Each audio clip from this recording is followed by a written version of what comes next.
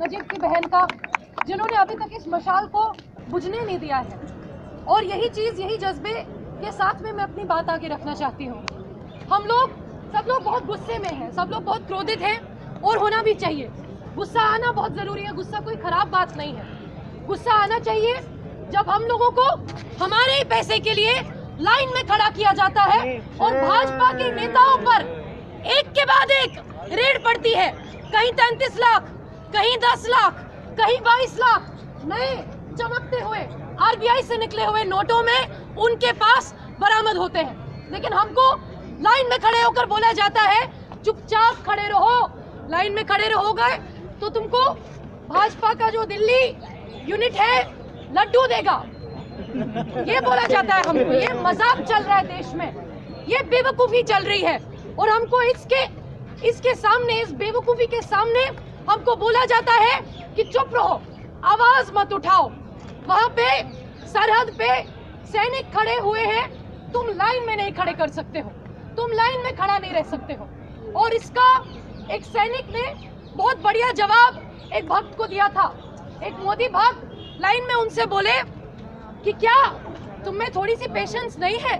सेना पे जवान लाइन में वहां पे खड़े हुए हैं, तुम यहाँ पे खड़े नहीं रह सकते हो। तो उन्होंने कहा कि मैं 20 साल सेना में काम किया है, मैंने 20 साल कश्मीर में जाकर के ड्यूटी की है और मुझको अभी मोदी सरकार ओआरओपी नहीं दे रही है।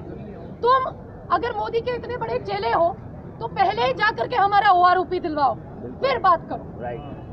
लेकिन इन लोगों को समझ में नहीं आता, बाकी लोगों को गुस्सा करने से मना करते हैं, खुद इनके दिमाग में सवाल क्यों नहीं उठता ये पता नहीं। या तो मोदी ने पहले ही इनको मालामाल कर रखा है, या तो फिर इनके दिमाग में, मोदी भक्तों के दिमाग में एनेस्थीसिया का इंजेक्शन भर दिया है कि उनको आप कुछ समझ में नहीं आता। गुस्सा आना इसलिए बहुत जरूरी है। आज के दौर में अगर गुस्सा ना आए तो जरूर कुछ दिक्कत है हमारे दिमाग में।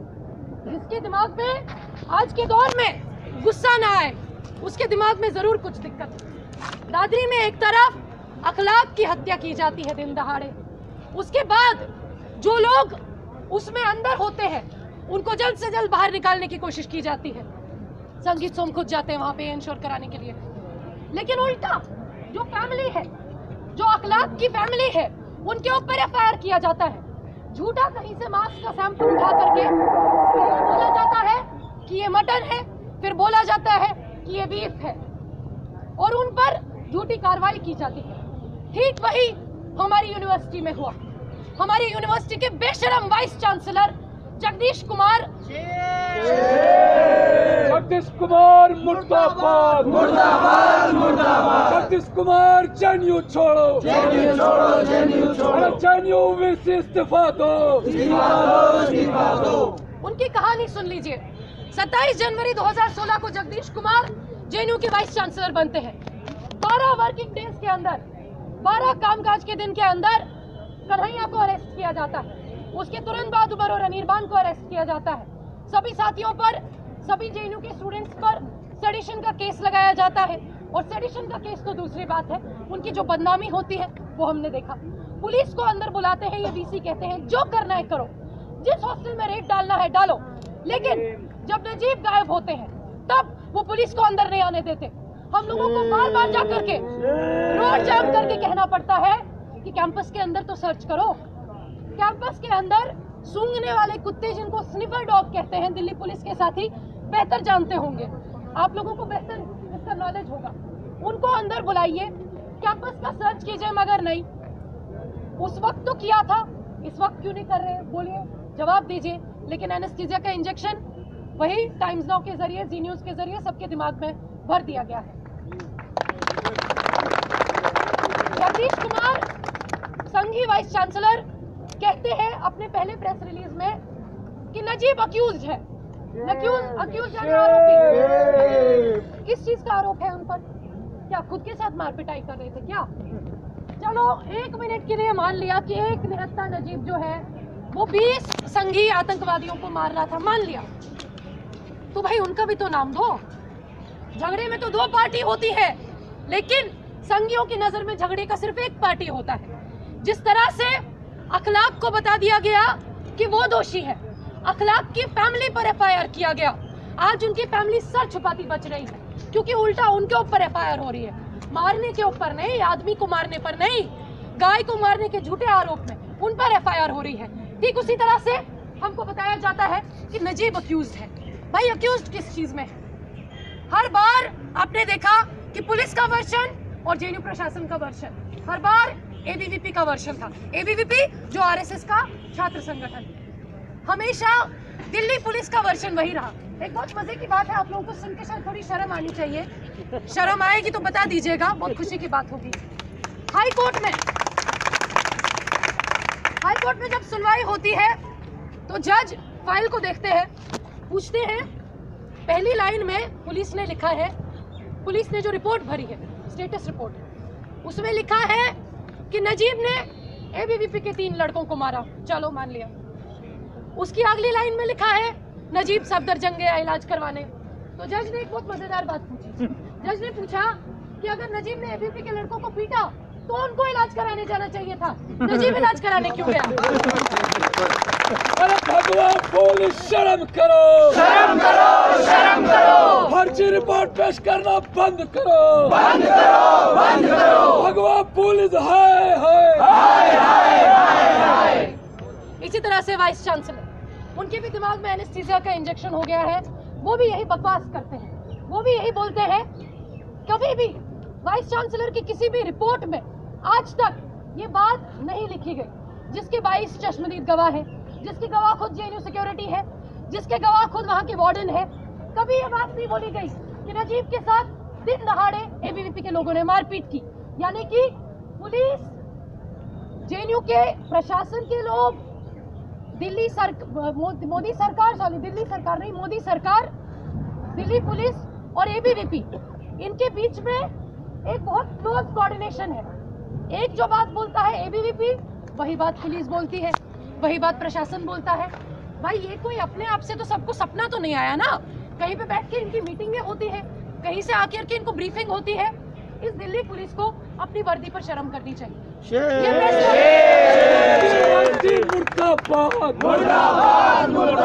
ये प्रेस कॉन्फ्रेंस करके कहते हैं, क्या कहते हैं? नजीब पागल था, ये कहते हैं। नजीब पागल है तो क्या हुआ? आप तो पागल नहीं है ना, आप जाकर के ढूंढिए। आपका जो पागलपन है, आपका जो दिमाग की स्थिति है, वो इस बात से पता चलती है कि आपने नजीब को ढूंढने के पोस्टर जो है वो सिर्फ जेएनयू कैंपस में लगाए हैं। जेएनयू कैंपस के बाहर एक पोस्टर दिखा दीजिए, आपको 10 लाख का इनाम दे देंगे। आप 10 लाख का इनाम रिपोर्ट कर रहे हैं। इन लोगों ने कोई कार्रवाई नहीं की, साथियों ध्यान से जान लीजिए, इन लोगों ने कोई कार्रवाई नहीं की। 55 दिन के बाद जैसे वाइस चांसलर एबीवीपी के 4 लड़कों को, जिन 20 ने पीटा उसमें से 4 लड़कों को हॉस्टल तबादला कर देते हैं, उस तरह से 25 दिन के बाद ये कहीं से झूठा गवाह लेकर आते हैं। ये एक ऑटो वाले को उठा करके लाते हैं। 25 दिन तक ऑटो वाले को याद नहीं आया, जब सब न्यूज में चल रहा था, सब जगह चल रहा था नजीब का चेहरा, उस वक्त उसको याद नहीं आया। 25 दिन बाद एक ऑटो वाले को याद आता है कि मैंने नजीब को जामिया जाते हुए देखा। कहानी क्या है, कहना क्या चाहते हैं ये लोग? ये लोग एबीवीपी का बचाव कर रहे हैं।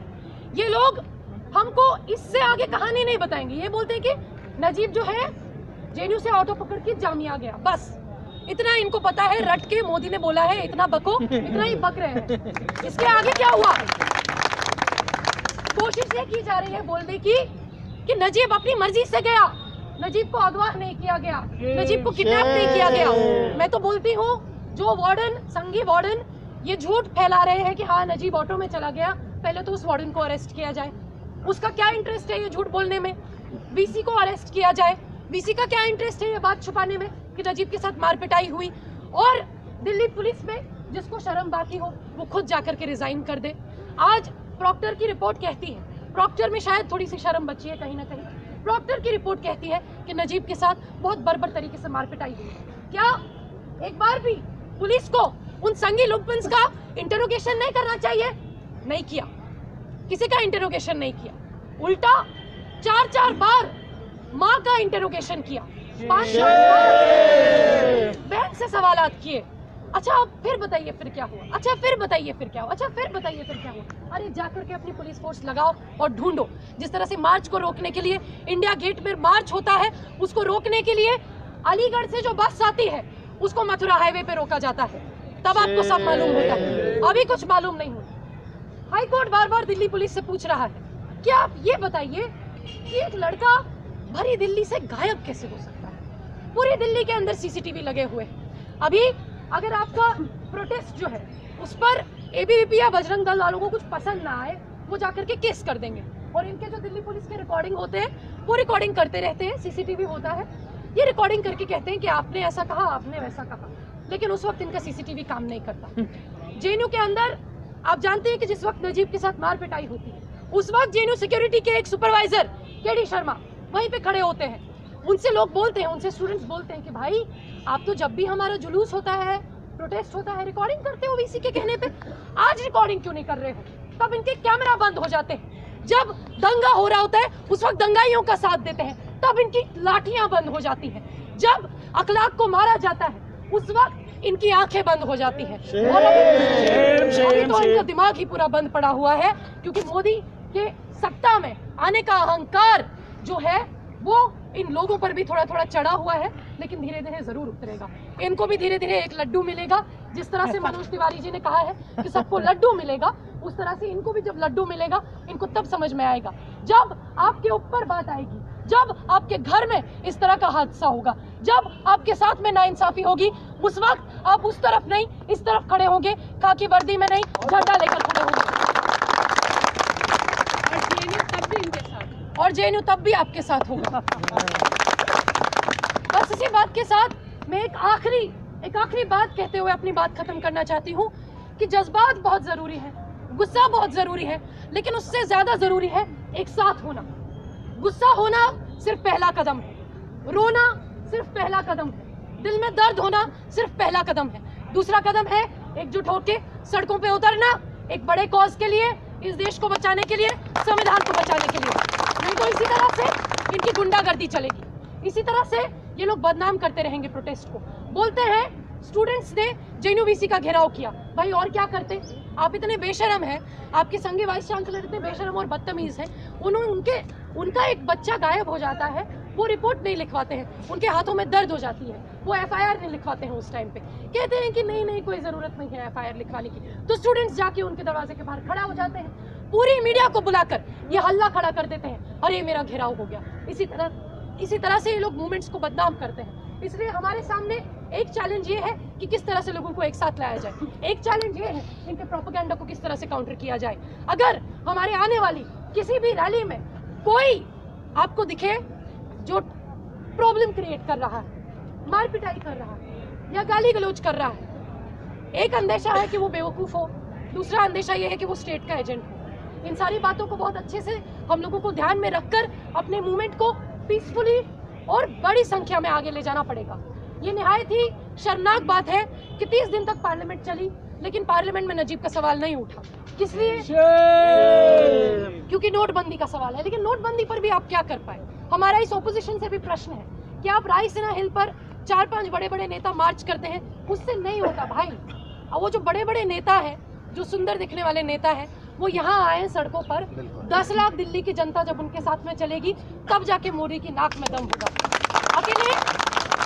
अकेले नेता के एक चेहरे के मार्च करने से कुछ नहीं होता। जब तक जनता साथ में नहीं आएगी, जब तक सारे लोग साथ में नहीं आएंगे, तब तक कुछ नहीं होगा। तब तक ना ही डिमोनेटाइजेशन रोल बैक होगा और ना ही नजीब वापस आएंगे। हम लोगों को ये इंश्योर कराना है कि आगे हम लोग अपना आंदोलन जारी रखें। मैं फिर से एक बार सलाम करती हूँ नजीब की फैमिली का, जिन्होंने इतना साहस करके, इतने सही समझदारी के साथ में इस लड़ाई में शामिल है। शुक्रिया। इंकलाब जिंदाबाद।